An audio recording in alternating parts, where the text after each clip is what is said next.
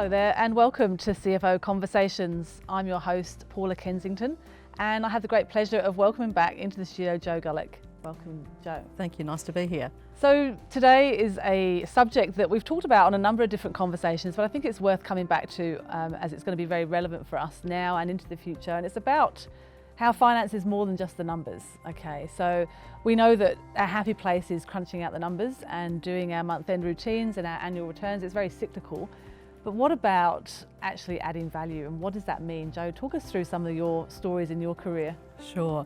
Look, I think, if you think about the traditional accountant who is crunching out those numbers, that'll be done by bots and robotics, very, very soon. So where you can really add value as an accountant or a finance person within your business is really to actually understand that business. So I guess I've been quite lucky in my career. I've worked for a lot of CEOs who've really got me involved in understanding the business.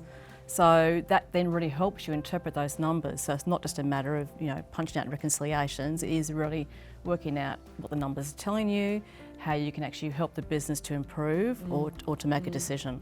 Yeah, and I think a lot of accountants especially can be quite introspective, and that relationship building, that business partnering might not be their happy place. I gave you an example earlier where I had a lady in my team who was complaining about the sales team, but she never even had met the sales manager and had worked for the business for 2 years. I mean, to me, that's not business partnering and that's not getting involved in the business. So how do we help people that find that really hard? Yes.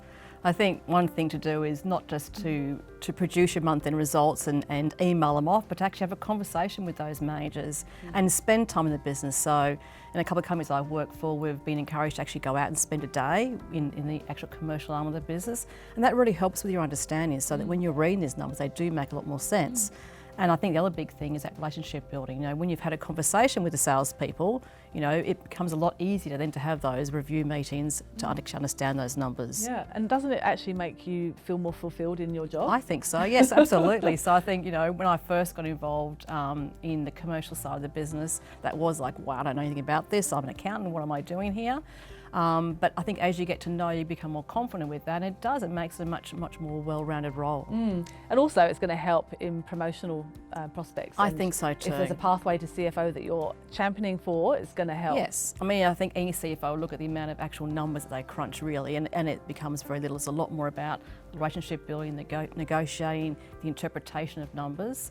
And that's really where you can add that value to the business. So if people watching don't have that leader as a CFO or the CEO, depending on the size of the business, how do they start thinking? How can they think about going outside and going sort of outside of their business to try and get that help? I mean, networking. Well, I think even within their own business, they can start to speak to other arms of the business and really understand what they do. As I said, actually going out and spending time with them.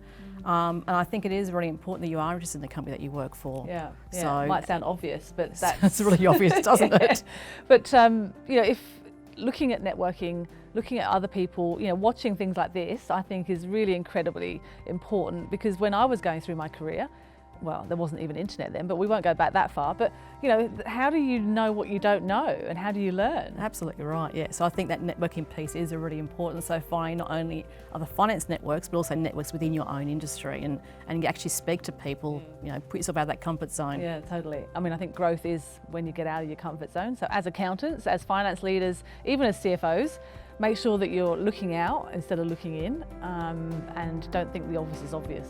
So thanks, Joe, for that. It's great.